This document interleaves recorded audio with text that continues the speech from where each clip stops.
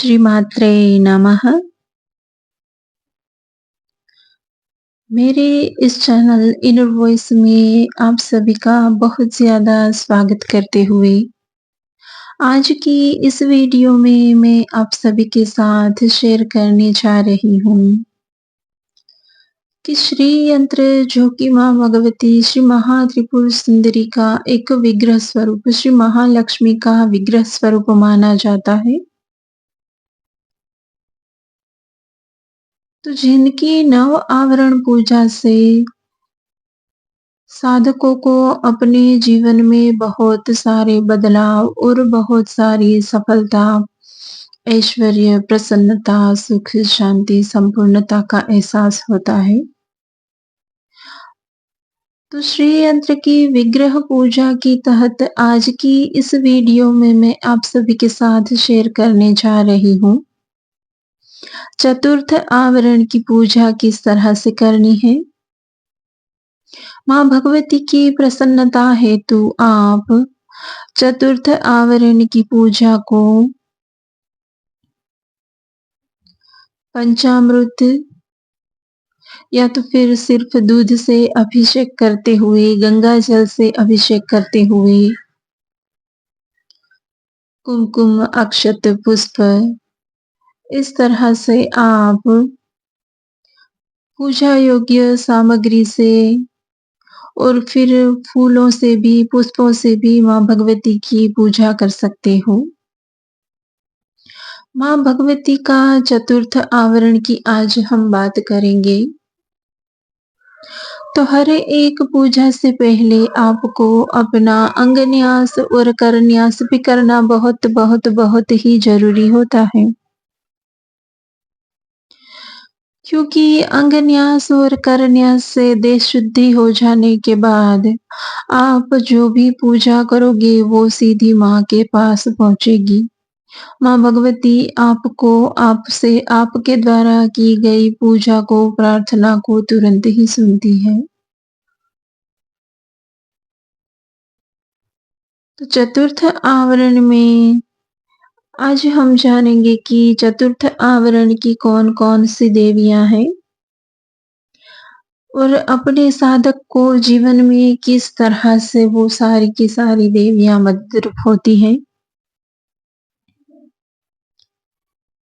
तो चतुर्थ आवरण की देवियों की बात हम करें तो सर्व संक्षोभिनी, सर्वविद्राविणी, सर्वाकर्षिणी, सर्वरादिनी, सर्वसम्मोहिनी, सर्वस्तंभिनी, सर्वजुम्बिनी, सर्ववशंकरी, सर्वरंजनी, सर्वोन्मादिनी, सर्वार्थसाधिनी, सर्वसंपत्तिपूरिणी, सर्वमंत्रमयी और सर्वद्वंद्व क्षयंकरी, सर्व सौभाग्यदायक चक्र स्वामिनी, संप्रदाय योगिनी। तो इस तरह से चतुर्थ आवरण की 14 देवियां हैं और जिनकी संप्रदाय स्वरूप योगिनी है। तो यहाँ हम समझेंगे कि सर्व संक्षोभिनी यानी कि माँ भगवती के चतुर्थ आवरण की जो भी साधक पूजा अर्चना करता है तो उस साधक के जीवन में कोई भी ऐसा क्षण आता है कि जिनमें उनको अपने शत्रुओं से डर होता है तो माँ तुरंत ही सर्व संक्षोभिनी यानी कि शत्रुनाश शत्रु भय से माँ बचाती है। सर्व विद्राविणी यानी कि माँ का जो भी साधक होते हैं उनके जीवन में कोई भी यदि उनका विद्रोह करने के लिए भी उनके सामने खड़ा हो जाता है तो माँ तुरंत ही ऐसे व्यक्तियों का भी माँ भगवती तुरंत ही सर्व विद्राविणी यानी कि विद्रोह करती है। सर्वाकर्षिणी यानी कि माँ भगवती की साधना जो भी साधक करते हैं वो बहुत ही आकर्षित दिखते हैं, उनकी ओरा ही इतनी पावरफुल हो जाती है। सर्वरादिनीय यानी कि वो साधक सभी के हृदय में वास करने वाला बन जाता है। सर्व सम्मोहिनीय यानी कि माँ भगवती के चतुर्थ आवरण की पूजा करने वाला साधक सभी में एक तरह का सम्मोहन पैदा कर लेता है। वो साधक जहाँ कहीं भी जाता है तो वो इस एक तरह से ऐसे दायरे में दिखता है कि वो ही बस सब लोगों में आकर्षित आकर्षित दिखता है, सर्वस्तंभिनीय यानी कि वो जो भी बोलता है, जो भी करता है, तो एक तरह से स्तंभन जैसी परिस्थिति कि माँ भगवती का साधक जो भी चाहता है बिल्कुल वैसा ही होता है, सर्वजुम्बिनीय यानी कि यदि माँ भगवती का साधक वहाँ को यदि वो कहीं पर भी गया है और परिस्थितियाँ ठीक नहीं है, तो वो परिस्थितियाँ भी अपने आप बदलने लगती है। इसी तरह से माँ भगवती के चतुर्थ आवरण की पूजा करने वाला साधक हमेशा ही सर्ववशंकरीय, सर्वरंजनीय यानी कि वो जिधर भी जाता है तो वहाँ के आस-पास के लोगों को या तो फिर आस-पास के एटमॉस्फियर को अपने वश में कर लेता है। ऐसे साधक में बस एक तरह की दिव्यता आ जाती है कि वो जिधर भी जाता है तो अपने आस-पास के लोगों को भी वो मनोरंजन से प्रेरित करता है और उनके सामने जो भी समुदाय होता है तो उनमें लोगों को उनका मन प्रसन्नता से भर देता है, प्रफुल्लित कर देता है। इस तरह से सर्वार्थ साधिनीय तो माँ भगवती का साधक अपने जीवन में जो भी कार्य कर रहा होता है या तो फिर वो कोई और लोगों के लिए भी यदि कुछ भी कार्य कर रहा होता है तो वो बहुत ही अर्थपूर्ण और महत्वपूर्ण बन जाता है। सामने वाले का जीवन भी सुधरने लगता है। सर्व संपत्ति पूरिणी तो माँ भगवती जो है वो अपने साधकों के जीवन को संपत्ति से परिपूर्ण कर देती है। धन, धान्य, यश, ऐश्वर्य, सुख, शांति, भोग और मोक्ष दोनों ही दिलवाती है। माँ भगवती, परा अंबिका, श्री ललिता अंबिका, त्रिपुरा सुंदरी अपने साधकों के जीवन में भोग और मोक्ष दोनों ही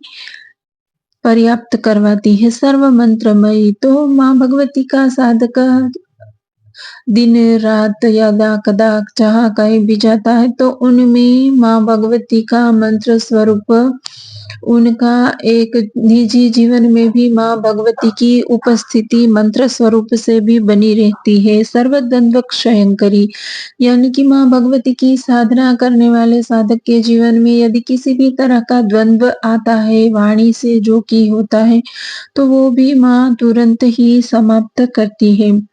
सर्व सौभाग्यदायक चक्र स्वामिनी यानी कि माँ भगवती की साधना करने वाला साधक को माँ भगवती श्री महात्रिपुर सुंदरी श्री महालक्ष्मी स्वरूपा उनके साधक को हर तरह से सौभाग्य से युक्त करती है। माँ भगवती सर्व तरह के सौभाग्य को माँ भगवती का साधक अपने जीवन में प्राप्त करता है। सर्व संप्रदाय योगिनी यानी कि माँ भगवती का जो साधक है वो जिस भी संप्रदाय से है उस पूरे संप्रदाय को भी वो प्रफुल्लित करता है। अपने उस संप्रदाय को एक जीवन जीने का तरीका सिखाता जाता है।